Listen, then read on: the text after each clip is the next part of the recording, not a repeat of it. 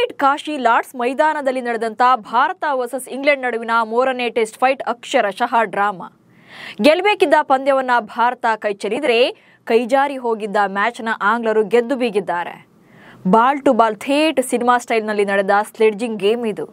ವಿಪರ್ಯಾಸ ಅಂದ್ರೆ ಆಂಗ್ಲರು mind game ಜೊತೆ ತಮ್ಮ ಆಟವನ್ನು ಆಡಿದ್ರು. ಆದರೆ ಭಾರತದ ಆಟಗಾರರು ಅಗ್ರೆಸಿವ್ ಇಂಟೆಂಟ್ನಲ್ಲಿ ಆಟವನ್ನೇ ಮರೆತರು. ಈ ಪಂದ್ಯದಿಂದ ಭಾರತದ ಪ್ಲೇಯರ್ಸ್ ಕಲಿಯಬೇಕಿರೋದು ಏನು? ಸ್ಲೆಡ್ಜಿಂಗ್ ಮಾಡಿ ಮ್ಯಾಚ್ ಗೆಲ್ಲೋಕೆ ಸಾಧ್ಯನಾ? ಕ್ಯಾಪ್ಟನ್ ಗಿಲ್ ಎಡವಿದ್ದೆಲ್ಲಿ? ಈ ಬಗ್ಗೆ ಹೇಳ್ತೇನೆ. ನಾನು ಶಾಂತ. ನೀವು ಸುದ್ದಿಯಾನದ ಸಬ್ಸ್ಕ್ರೈಬರ್ ಆಗೋದಿಕ್ಕೆ ಮರಿಬೇಡಿ. ಫಸ್ಟ್ ಇನ್ನಿಂಗ್ಸ್ನಲ್ಲಿ ಉಭಯ ತಂಡಗಳ ಸ್ಕೋರ್ ಟೈ ಆಗಿತ್ತು. ಸೆಕೆಂಡ್ ಇನ್ನಿಂಗ್ಸ್ನಲ್ಲಿ ಬಾಲೆ ನಮ್ಮ ಅಸ್ತ್ರ ಅಂತ ಹೇಳ್ತಿದ್ದ ಇಂಗ್ಲೆಂಡ್ ತಂಡ 192 ರನ್ಗಳಿಗೆ ಆಲ್ಔಟ್ ಆಗಿತ್ತು. ಇನ್ನೇನು ಟೀಮ್ ಇಂಡಿಯಾದಲ್ಲಿ ಶತಕವೀರರೇ ಇದ್ದಾರೆ. ಅದು ಅಲ್ಲದೆ ಕ್ಯಾಪ್ಟನ್ ಶುಭ್ಮನ್ ಗಿಲ್ ಸೆಕೆಂಡ್ ಮ್ಯಾಚಲ್ಲಿ ಡಬಲ್ ಸೆಂಚುರಿ ಕೂಡ ಬಾರಿಸಿದ್ರು. ಇದ್ಯಾವ ಟಾರ್ಗೆಟ್? ವಿಕೆಟ್ ಲೆಸ್ ಆಗಿ ಟಾರ್ಗೆಟ್ ರೀಚ್ ಆದರೂ ಕೂಡ ಆಗುತ್ತೆ ಅಂತ ಕೋಟ್ಯಂತರ ಭಾರತೀಯ ಅಭಿಮಾನಿಗಳು ಆಲ್ರೆಡಿ ಮ್ಯಾಚ್ ಗೆದ್ದಷ್ಟೇ ಖುಷಿಯಲ್ಲಿದ್ರು. ಆದರೆ ಇದನ್ನೆಲ್ಲ ಉಲ್ಟಾ ಮಾಡಿದ್ದು ಆಂಗ್ಲ ಬೌಲರ್ಗಳು ಮತ್ತು ಅವರ ಸೈಕಲಾಜಿಕಲ್ ಸ್ಟ್ರಾಟಜಿ.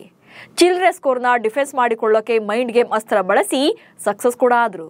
ಬ್ಯಾಟಿಂಗ್ನಲ್ಲೂ ಕೂಡ ಟೈಮ್ ಪಾಸ್ ಮಾಡ್ತಾ ಭಾರತದ ಆಟಗಾರರನ್ನ ಕೆರಳಿಸಿದ್ರು. ಹಾಗೆ ಬೌಲಿಂಗ್ನಲ್ಲೂ ಕೂಡ ಅದನ್ನ ಮಾಡಿ ತೋರಿಸಿದ್ರು. ಟೈಮ್ ಪಾಸ್ ಮಾಡ್ತಿದ್ದ ಕ್ರಾಲಿಗೆ ಧೈರ್ಯ ತುಂಬಿದ್ದ ಗಿಲ್. ಆಕ್ಚುಲಿ 3ನೇ ದಿನದಂದು ಇಂಗ್ಲೆಂಡ್ ಬ್ಯಾಟ್ಸ್ಮನ್ಗಳು ಫಸ್ಟ್ ಸ್ಲೆಡ್ಜಿಂಗ್ ಮಾಡಿದ್ದೇ ಶುಭ್ಮನ್ ಗಿಲ್. 2ನೇ ಇನ್ನಿಂಗ್ಸ್ ಅಲ್ಲಿ ಬೆನ್ ಡಕೆಟ್ 12 ರನ್, ಓಲಿ ಪೋಪ್ 4 ರನ್ಗಳಿಗೆ ಔಟ್ ಆಗ್ತಾ ಇದ್ದಂತೆ ಇಂಗ್ಲೆಂಡ್ನ ಅಸಲಿ ಆಟ ಶುರುವಾಯಿತು.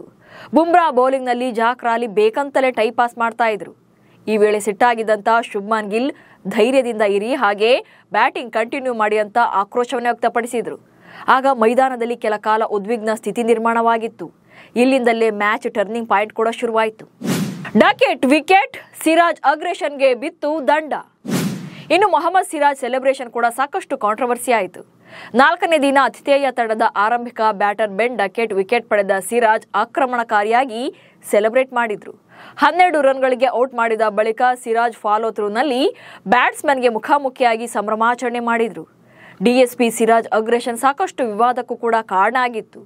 ಇದೇ ವರ್ತನೆಗಾಗಿ ಸಿರಾಜ್ಗೆ ಐಸಿಸಿ ದಂಡದ ಬರೆಯನ್ನು ಕೂಡ ಎಳೆದಿದೆ. ಪಂದ್ಯ ಸಂಭಾವನೆ ಕಡಿತದ ಜೊತೆಗೆ ಸಿರಾಜ್ರಿಗೆ 1 ಡಿಮೆರಿಟ್ ಅಂಕವನ್ನು ನೀಡಲಾಗಿದೆ. ಸೊ ಭಾರತೀಯ ಆಟಗಾರರಿಗೆ ಕೌಂಟರ್ ಕೊಡೋಕೆ ಕಾಯ್ತಾ ಇದ್ದಂತ ಆಂಗ್ಲರು ತಮ್ಮ ಬೌಲಿಂಗ್ ಟರ್ಮ್ ಬಂದಾಗ ಅದನ್ನೇ ಅಸ್ತ್ರ ಮಾಡಿಕೊಂಡು ರಿವರ್ಸ್ ಬಿಟ್ಟಿದ್ರು. 5ನೇ ದಿನದಾಟದಲ್ಲಿ ಕೈಯಲ್ಲಿ ಬಾಲ್ ಬದಲು ಗ್ಲೌಸ್ಗಳನ್ನ ಹಾಕೊಂಡು ಮೈದಾನಕ್ಕೆ ಇಳಿದವರಂತೆ ಟೀಮ್ ಇಂಡಿಯಾ ಬ್ಯಾಟರ್ಗಳಿಗೆ ಪಂಚ್ ಮೇಲೆ ಪಂಚ್ ಕೊಟ್ಟಿದ್ರು. ಐಪಿಎಲ್ ಪ್ರಸ್ತಾಪಿಸಿ ರೆಡ್ಡಿಯನ್ನ ಕಾಡಿದ ಹ್ಯಾರಿ ಬ್ರೂಕ್. ಟಾಪ್ ಆರ್ಡರ್ ವಿಕೆಟ್ಗಳು ಬಿದ್ದಾಗ ಆಲ್ರೌಂಡರ್ಗಳಾದ ರವೀಂದ್ರ ಜಡೇಜಾ ಹಾಗೆ ನಿತೀಶ್ ಕುಮಾರ್ ರೆಡ್ಡಿ ಭಾರತಕ್ಕೆ ಗೆಲ್ಲುವಂತ ಭರವಸೆ ಮೂಡಿಸಿದ್ರು.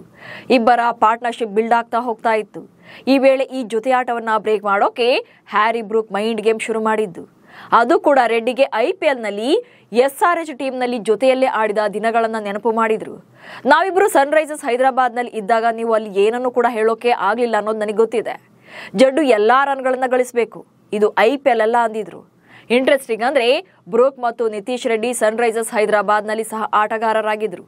ನಿತೀಶ್ ಅವರನ್ನ ಎಸ್ಆರ್ಎಚ್ ಉಳಿಸಿಕೊಂಡ್ರೆ ಬ್ರೂಕ್ ಅವರನ್ನ ಮೆಗಾ ಹರಾಜಿನಲ್ಲಿ ಡೆಲ್ಲಿ ಕ್ಯಾಪಿಟಲ್ಸ್ ತಂಡ ಖರೀದಿ ಮಾಡಿತ್ತು. ಆದರೂ ಕೂಡ ಇಂಗ್ಲೆಂಡ್ ಬ್ಯಾಟ್ಸ್ಮನ್ ಬ್ರೂಕ್ ಐಪಿಎಲ್ನಿಂದ ಹೊರಬಂದರು. ಇದೇ ಕಾರಣಕ್ಕೆ ಲೀಗ್ನಲ್ಲಿ ಭಾಗವಹಿಸದಂತೆ 2 ವರ್ಷಗಳ ಕಾಲ ನಿಷೇಧವನ್ನ ಹೇರಲಾಗಿತ್ತು. ಆದರೆ ತಾವು ಒಟ್ಟಿಗೆ ಆಡಿದ ದಿನಗಳನ್ನೇ ಹೇಳಿ ರೆಡ್ಡಿ ಕಾನ್ಸಂಟ್ರೇಷನ್ ಬ್ರೇಕ್ ಮಾಡಿದ್ರು. ಇದಾದ ನೆಕ್ಸ್ಟ್ ಓವರ್ನಲ್ಲೇ ಕ್ರೀಸ್ ವೋಕ್ಸ್ ಬೌಲಿಂಗ್ನಲ್ಲಿ ರೆಡ್ಡಿ ವಿಕೆಟ್ ಒಪ್ಪಿಸಿದ್ರು. ಜಡ್ಡುಗೆ ಡಿಕ್ಕಿ ಹೊಡೆದ ಬ್ರೈಡನ್ ಕಾರ್ಸ್. ಇನ್ನು ಭಾರತ ಇನ್ನೇನು ಸೋಲುತ್ತೆ ಅನ್ನೋ ಟೈಮಲ್ಲಿ ನಾವು ಗೆಲ್ಲಬಲ್ಲೆವು ಅನ್ನುವಂಥ ಭರವಸೆ ಮೂಡಿಸಿ ಏಕಾಂಗಿಯಾಗಿ ಹೋರಾಡಿದ್ದು ರವೀಂದ್ರ ಜಡೇಜಾ. ಜಡ್ಡು ಆಟ ಇಂಗ್ಲೆಂಡ್ ಬೌಲರ್ಸ್ಗೆ ಅಕ್ಷರಶಃ ನೀರು ಕುಡಿಸಿತ್ತು. ಚೆನ್ನಾಗಿ ಬ್ಯಾಟಿಂಗ್ ಮಾಡ್ತಾ ಇದ್ದಂತ ಕೆಎಲ್ ರಾಹುಲ್ ಬೆನ್ ಸ್ಟೋಕ್ಸ್ ಬೌಲಿಂಗ್ನಲ್ಲಿ ಎಲ್ಬಿಡಬ್ಲ್ಯೂ ಬಲೆಗೆ ಬಿದ್ರು. ರಾಹುಲ್ 39 ರನ್ ಗಳಿಸಿ ಔಟ್ ಆದ್ರು. ಇದಾದ ನಂತರ ವಾಷಿಂಗ್ಟನ್ ಸುಂದರ್ ಅವರನ್ನ ಆರ್ಚರ್ ಔಟ್ ಮಾಡಿದ್ರು. ಸುಂದರ್ ಖಾತೆ ತೆರೆಯದೆ ಪೆವಿಲಿಯನ್ ಸೇರ್ಕೊಂಡ್ರು. ಭಾರತದ ಇನ್ನಿಂಗ್ಸ್ ಕುಸಿದಿತ್ತು. 137 ರನ್ಗಳಿಗೆ 8 ವಿಕೆಟ್ಗಳು ಉಳಿತು. ಟೀಮ್ ಇಂಡಿಯಾದ 2ನೇ ಇನ್ನಿಂಗ್ಸ್ನ 35ನೇ ಓವರ್ ಅನ್ನ ಬ್ರೈಡನ್ ಕಾರ್ಸ್ ಬೌಲಿಂಗ್ ಮಾಡ್ತಾ ಇದ್ರು. ಈ ಓವರ್ನ ಕೊನೆಯ ಎಸೆತದಲ್ಲಿ ಜಡೇಜಾ ರನ್ ತೆಗೆದುಕೊಳ್ಳೋಕೆ ಓಡ್ತಾ ಇದ್ದಾಗ ಇಂಗ್ಲೆಂಡ್ ಬೌಲರ್ ಬ್ರೈಡನ್ ಕಾರ್ಸ್ ಡಿಕ್ಕಿ ಹೊಡೆದ್ರು.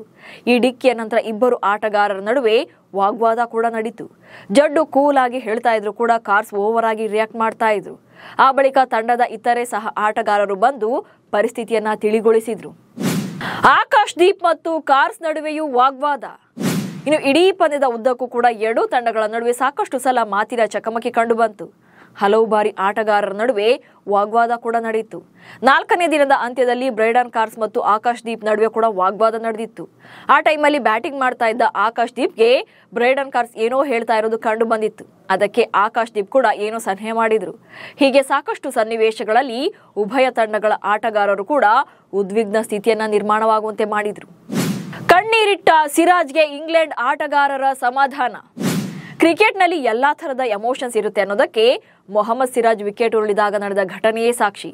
ಇಷ್ಟೊತ್ತರೆಗೂ ಕೂಡ ಅಗ್ರೆಷನ್ ಆಗಿ ಆಡ್ತಾ ಇದ್ದಂಥ ಇಂಗ್ಲೆಂಡಿಗರು ಟೀಮ್ ಇಂಡಿಯಾ ಸೋಲ್ತಾ ಇದ್ದಂತೆ ಕಂಪ್ಲೀಟ್ ಚೇಂಜ್ ಆಗಿದ್ರು. ಮೈದಾನದಲ್ಲಿ ಪರಸ್ಪರ ವಾಗ್ದಾಳಿ ನಡೆಸಿದವರೇ ಕೊನೆಗೆ ಅಪ್ಪುಗೆಯ ಮೂಲಕ ಸಮಾಧಾನ ಪಡಿಸಿದ್ರು. ಪರಸ್ಪರರ ಕಾಲೆಳೆಯುತ್ತಾ ಸ್ಲೆಡ್ಜಿಂಗ್ ಮಾಡ್ತಾ ಏಕಾಗ್ರತೆಯನ್ನ ಹಾಳು ಮಾಡ್ತಾ ಇದ್ದಂಥ ಪ್ರಯತ್ನಗಳನ್ನು ನಡೆಸಿದಂಥ ಎದುರಾಳಿಗಳು ಪಂದ್ಯ ಮುಗಿದ ಮೇಲೆ ಸಮಾಧಾನ ಪಡಿಸಿದ್ರು. ಆಲ್ರೌಂಡರ್ ರವೀಂದ್ರ ಜಡೇಜಾ ಅವರನ್ನ ಇಂಗ್ಲೆಂಡ್ ಟೆಸ್ಟ್ ತಂಡದ ನಾಯಕ ಬೆನ್ ಸ್ಟೋಕ್ಸ್ ಸಮಾಧಾನ ಪಡಿಸಿದ ರೀತಿ ಮಾತ್ರ ಎಲ್ಲರ ಫೇವರೇಟ್ ಮೂಮೆಂಟ್ ಆಗಿತ್ತು. ಹಾಗೆ ತಂಡದ ಗೆಲುವಿಗಾಗಿ ತಮ್ಮೆಲ್ಲ ಸಾಮರ್ಥ್ಯವನ್ನ ಧಾರೆ ಎರೆದಂತ ಮೊಹಮ್ಮದ್ ಸಿರಾಜ್ ಅವರನ್ನು ಕೂಡ ಇಂಗ್ಲೆಂಡ್ ಆಟಗಾರರು ಅಭಿನಂದಿಸಿದ್ರು. ಸೋಲಿನ ಬಳಿಕ ಕಣ್ಣೀರಿಡ್ತಾ ಇದ್ದ ಮೊಹಮ್ಮದ್ ಸಿರಾಜ್ ಅವರನ್ನ ಇಂಗ್ಲೆಂಡ್ ಆಟಗಾರರು ಸಮಾಧಾನ ಪಡಿಸಿದ್ರು. ಬೆನ್ ಸ್ಟೋಕ್ಸ್ ಕೂಡ ಸಿರಾಜ್ ಅವರ ಬಳಿಕ ಸಂತೈಸಿದ್ರು. ಕೆಣಕಿ ಸೋತ ಭಾರತ ಸ್ಲೆಡ್ಜ್ ಮಾಡಿ ಗೆದ್ದ ಇಂಗ್ಲೆಂಡ್. ಅಸಲಿಗೆ ಇಲ್ಲಿ ಆಕ್ರಮಣಕಾರಿಯಾಗಿ ಶುರು ಮಾಡಿದ್ದೇ ಟೀಮ್ ಇಂಡಿಯಾ ಆಟಗಾರರು. ಅದರಲ್ಲೂ ಮ್ಯಾಚ್ ಶುರುಗೂ ಮುನ್ನವೇ ಕ್ಯಾಪ್ಟನ್ ಶುಭ್ಮನ್ ಗಿಲ್ ಒಂದು ಮಾತನ್ನ ಹೇಳಿದ್ರು. ಬೋರಿಂಗ್ ಕ್ರಿಕೆಟ್ಗೆ ಸ್ವಾಗತ ಎಂದಿದ್ರು. ಸೊ ಇಲ್ಲೇ ಇಂಗ್ಲೆಂಡ್ ಆಟಗಾರರನ್ನ ಕೆಣಕಿದ್ರು. 2ನೇ ಇನ್ನಿಂಗ್ಸ್ ನಲ್ಲಿ ಆಂಗ್ಲರು ಬೇಗ ಔಟ್ ಆದಾಗ ಅಗ್ರೆಸಿವ್ ಆಗಿ ರಿಯಾಕ್ಟ್ ಮಾಡ್ತಾ ಇದ್ರು ಇಂಡಿಯಾದ ಆಟಗಾರರು.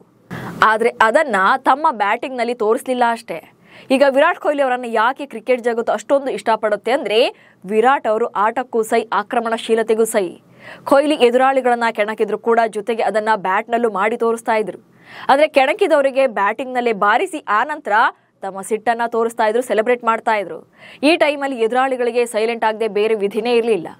ಬಟ್ ಗಿಲ್ ಬಳಗದಲ್ಲಿ ಅಗ್ರೆಸಿವ್ ಇದ್ರೂ ಕೂಡ ಅದು ಆಟದಲ್ಲಿ ಬರ್ತಾ ಇಲ್ಲ. ಜಸ್ಟ್ ಕಿರಿಕ್ ಮಾಡಿ ಆಟ ಮರಿತಾ ಇದ್ದಾರೆ. ಕಡಿಮೆ ಸ್ಕೋರ್ ಅಲ್ವಾ, ರೀಚ್ ಆಗಿ ಬಿಡ್ತೀವಿ ಅನ್ನುವಂತ ಓವರ್ ಕಾನ್ಫಿಡೆನ್ಸ್ ಕೂಡ ಮುಳುವಾಗಿದೆ. ಬಟ್ ಇಂಗ್ಲೆಂಡ್ ಪ್ಲೇಯರ್ಸ್ ಹಾಗಲ್ಲ, ಮೈಂಡ್ ಗೇಮ್ ಜೊತೆಗೆ ಆಟದಲ್ಲೂ ಕೂಡ ಅದನ್ನ ಮಾಡಿ ತೋರಿಸ್ತಿದ್ದಾರೆ. ಗಿಲ್ ಉಗ್ರ ರೂಪಿಯೋ ಶಾಂತ ಚಿತ್ತನು. ಎಸ್, ಟೀಮ್ ಇಂಡಿಯಾದ ಅಟ್ಯಾಕಿಂಗ್ ಇನ್ ಮುಂದೆ ಹೇಗೆ ಇರುತ್ತೆ ಅನ್ನೋದು ಕ್ಯಾಪ್ಟನ್ ಮೇಲೆಯೇ ಡಿಪೆಂಡ್ ಆಗಿರುತ್ತೆ. ಈಗ ಅದನ್ನ ಗಿಲ್ ಹೇಗೆ ತಗೊಂಡು ಹೋಗ್ತಾರೆ ಅನ್ನೋದು ಕೂಡ ಇಂಪಾರ್ಟೆಂಟ್ ಆಗುತ್ತೆ. ಗಿಲ್ ತಮ್ಮ ತಂಡವನ್ನ ಶಾಂತ ರೀತಿಯಲ್ಲೇ ಮುನ್ನಡೆಸ್ತಾರ ಅಥವಾ ಕೂಲ್ ಅಂಡ್ ಕಾಮ್ ಆಗಿ ನಿಭಾಯಿಸ್ತಾರ ಅಥವಾ ಅಗ್ರೆಸಿವ್ ಆಗಿ ಕೊಂಡೊಯ್ತಾರ ಅನ್ನೋದು. ವಿರಾಟ್ ಕೊಹ್ಲಿ ಆಟದಲ್ಲಿ ಬೆಸ್ಟ್ ಪರ್ಫಾರ್ಮೆನ್ಸ್ ನೀಡೋದ್ರ ಜೊತೆಗೆ ಅವರ ಕೋಪ ಕೂಡ ಹೆಚ್ಚಾಗ್ತಾ ಇತ್ತು. ಬಟ್ ಧೋನಿ ಇದಕ್ಕೆ ಕಂಪ್ಲೀಟ್ ಉಲ್ಟಾ, ಅಂದ್ರೆ ತದ್ವಿರುದ್ಧ, ಕೂಲ್ ಆಗಿಯೇ ತಂಡವನ್ನ ನಿಭಾಯಿಸ್ತಾ ಹೋದ್ರು. ಇಲ್ಲಿ ಧೋನಿ ಮತ್ತು ಕೊಹ್ಲಿ ಇಬ್ಬರು ಕೂಡ ಸಕ್ಸಸ್ಫುಲ್ ನಾಯಕರೇ ಆದ್ರೂ ಕೂಡ ಅವರು ಆರಿಸಿಕೊಂಡ ದಾರಿಗಳು ಬೇರೆ ಬೇರೆ ಇವೆ. ಸೊ ಗಿಲ್ ಈಗ ಯಾವ ದಾರಿಯನ್ನ ಆಯ್ಕೆ ಮಾಡಿಕೊಳ್ತಾರೆ ಅನ್ನುವಂತ ಕುತೂಹಲ ಕೂಡ ಇದೆ. ನಮಸ್ಕಾರ.